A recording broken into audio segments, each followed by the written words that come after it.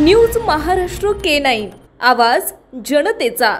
मैत्रीत झालेल्या गैरसमजातून 2 जणांनी एका 15 वर्षाच्या शाळकरी मुलावर कोयत्याने वार करून खून केलाय। ही घटना पुण्यातील मणेरवाडी घेरा सिंहगड परिसरातील एका सोसायटीत सोमवारी सायंकाळी 5:30 वाजण्याच्या सुमारास घडली आहे। प्रकाश राजपूत असं खून झालेल्या मुलाचं नाव आहे। पोलिसांनी दिलेल्या माहितीनुसार मृत प्रकाश हा खानापूर येथील महात्मा गांधी विद्यालयात इयत्ता 9वी मध्ये शिकतो। त्याची आई सोसायटीच्या परिसरात कामगार आहे। येथील कामगारांच्या खोलीत तो आई आणि भावासमवेत राहत होता। दररोज दुपारी शाळेतून आल्यानंतर तो जेवून झोपत असे। सोमवारी शाळा सुटल्यावर तो घरी येऊन जेवण करून झोपला।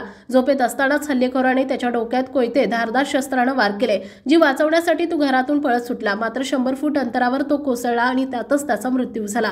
शेजाऱ्यांनी याबाबत पोलिसांना सांगितलं। घटनेची माहिती मिळताच हवेली पोलिसांनी घटनास्थळी धाव घेतली।